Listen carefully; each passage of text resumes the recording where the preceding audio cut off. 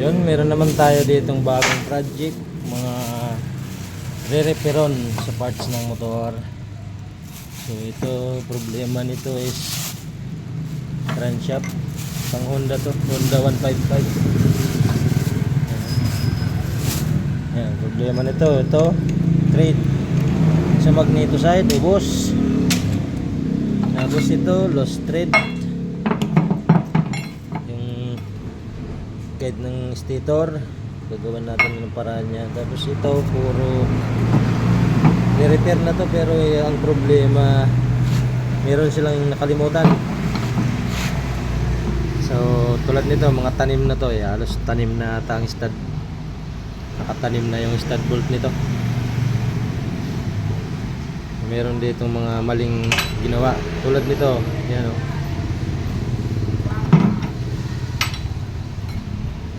Sabi, hey, sabi,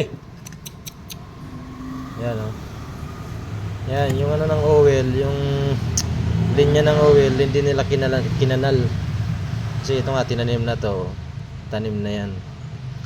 Yan naging problema. Tapos dapat naka counterbore yan tulad nito, may counterbore yan na 60mm ang lalim, 10mm ang bilog, makabilog. So yan, problema.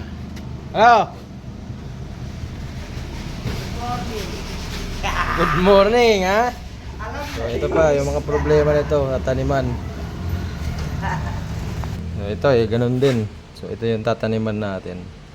Loose thread na yan So lahat na may tanim yan, Kaso may problema kasi masyado pang mataas, hindi nakapantay sa ibabaw, kaya naglilik talaga to. Tulad nito, dapat may counterbore din yan. Ayun, lahat na yan tanim. So ibig sabihin lahat na yan, loose thread na yan. Tapos dito sa likod pala yun. So pang 5 mekaniko na daw ang umawak nito. So papatinuin na natin to. Yan, gawa nila. Di man lang nilinis. So yan mga boss, naka-set up na yan, naka-center na, naka-dial.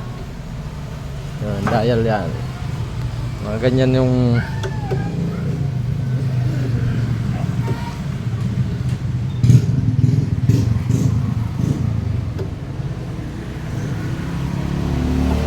ganyan yung mga galawan ng tunay na masinis, dinadial. Hindi yung tera lang ng tera, para makita nyo yung pagkakaiba, di ba, gumagalaw pa. So i-align pa yan. So let's go mga bossing, meron tayong bisitang big bike ngayon. 750 Suzuki.